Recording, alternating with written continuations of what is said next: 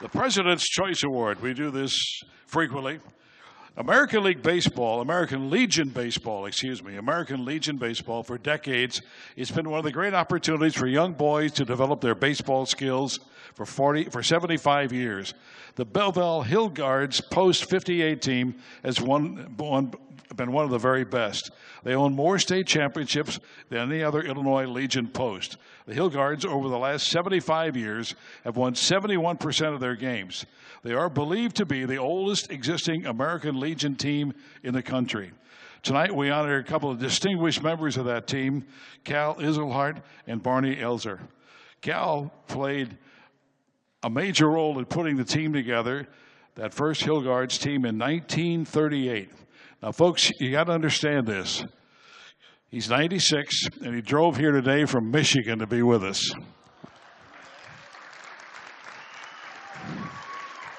Drove from Michigan at 96 to be with us. He said he remembers each and every name and the position of every player he played Legion ball with. Barney Elzer was also an outstanding high school player. He went on to play pro ball with the Cubs, the White Sox, and Cardinals minor league teams. He managed the Hilgards team for 23 years. His teams won 486 games and 2 state championships. There's a granite monument to Elzer and his longtime assistant coach, John Schmidt, at the Belleville ballpark. It reads, "Dedicated to the heart and soul of Belleville Hilgards baseball." Barney, unfortunately, died last year, but we are honored to present the President's Choice Award to him and Cal Isselhardt.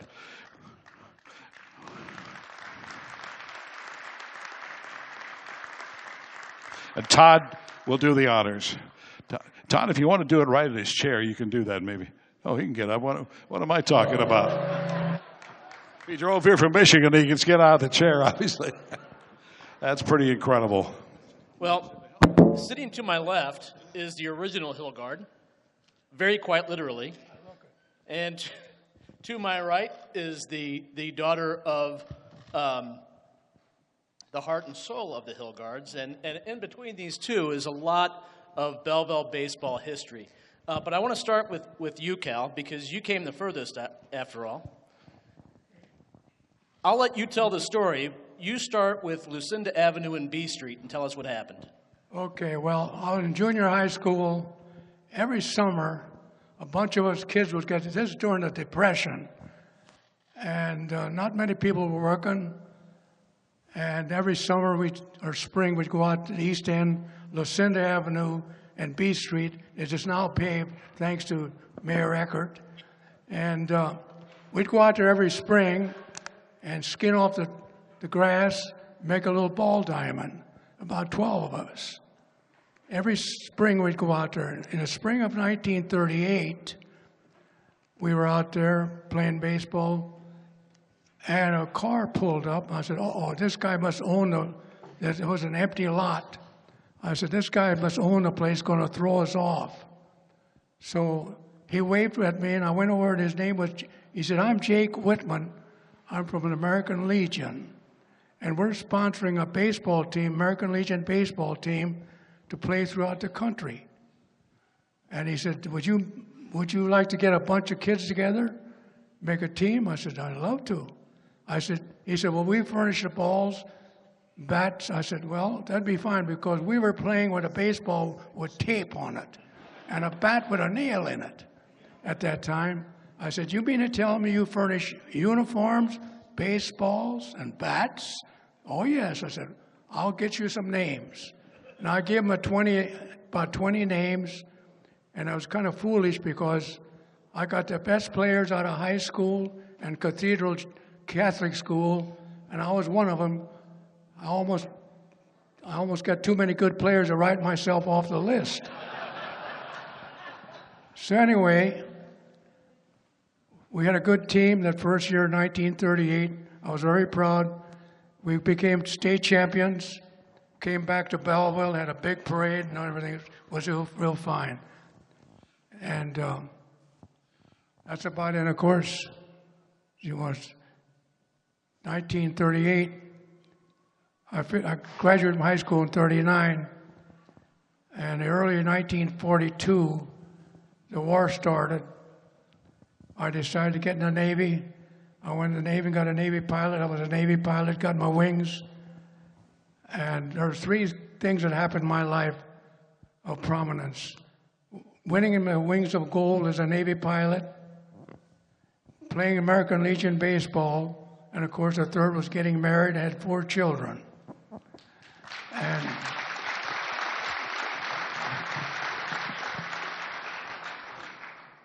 I used to tell my wife, she said, you know, you keep telling me about those 3 proud things you did. One of them is playing American Legion baseball. I said, is that more proud than getting married? I said, well, at least when I play Legion baseball, I don't have to take out the garbage. Cal, your manager those first 2 years was a fellow by the name of Bob Groom. And talk about baseball history. Bob Groom and his teammate with the St. Louis Browns, Ernie Koob, are the only 2 Major League players to throw no-hitters on consecutive days. Can you tell us what kind of guy Bob Groom was? Well, he used to pitch batting practice for us. He's about 6'3".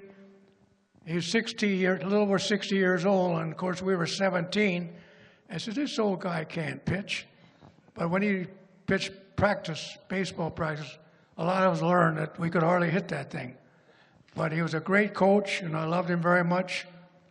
And to this day, he made us what we were. Fantastic. Well, Cal, thanks for coming here all the way to be with us. And also, thank you for your service to our country. He flew in World War II and in Korea.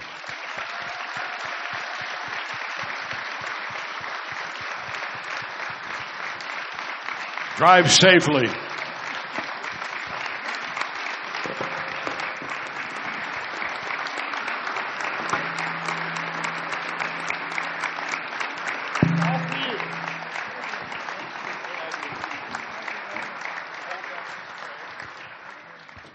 Absolutely incredible. Drove here from Michigan.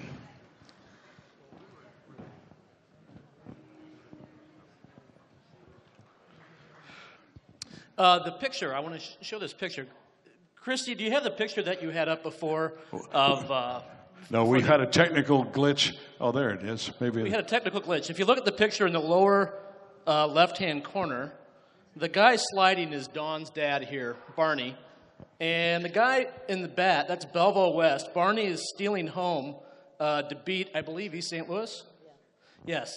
And the guy jumping out of the way is St. Louis Sports Hall of Famer and 1968 Masters champion, Bob Golby.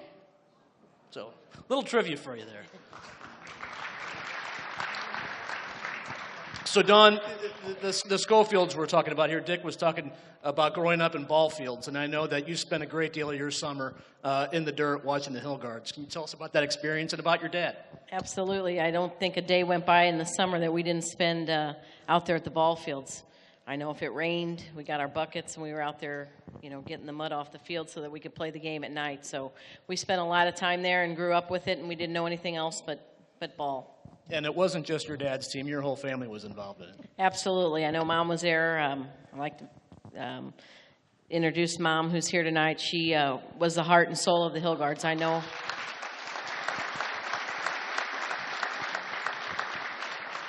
My dad coached all those years, but it took a lot of time away from, you know, the family. We all would load the car and we'd be there no matter what. So, you know, it was a family affair. If you still, you know, I look at the guys that come back, and it's just an awesome, awesome feeling to know that he touched so many guys. And, you know, still today they, you know, will tell a story every time I run into one of them. So it's really a great feeling. Your dad, Barney, was a great motivator as well. And one of the stories relayed to me after he passed away was a game in 1974, I believe. The umpire ran out of baseballs after some had fouled off, and Barney had seen enough both. You're smiling, so this must be true. Barney had seen enough both from his team and from the umpires, and so he delivered a whole box of fresh baseballs to the umpire, one at a time in overhand. And right, we hear that story often. I think he tells us how many times it hit the chest protector. The umpire asked for a ball, so he took the whole dozen one at a time and threw it out at the umpire. So that's a story we all hear over and over again. What did it mean to him when they put the granite? What did it mean to your dad and to your family when they put that granite statue outside of Whitey Field? I mean, it's just an amazing feeling. You know, he was a very humble guy. So, you know, he would like to think that he didn't mean that much to so many boys, but he touched the lives of just hundreds of boys. So to have a statue in his honor out there at the Legion Field, still today, young men still playing ball out there, it's really a great thing. Fantastic. And you played for your dad, too, because you were quite a softball player in your own right. Your dad was the manager. Was he as spirited and as motivating as he was with the boys? Probably not quite as spirited, but he was our #1 fan, no matter if it was my brothers or sisters. You know, you always heard a little bit of advice every time we played, you know, and every time we came home. So he motivated us, and he pushed for us every step of the way and never missed a game. Well, Don, thank you for being here for your dad, for Barney Elser. Barney/Don Elser. Thank you.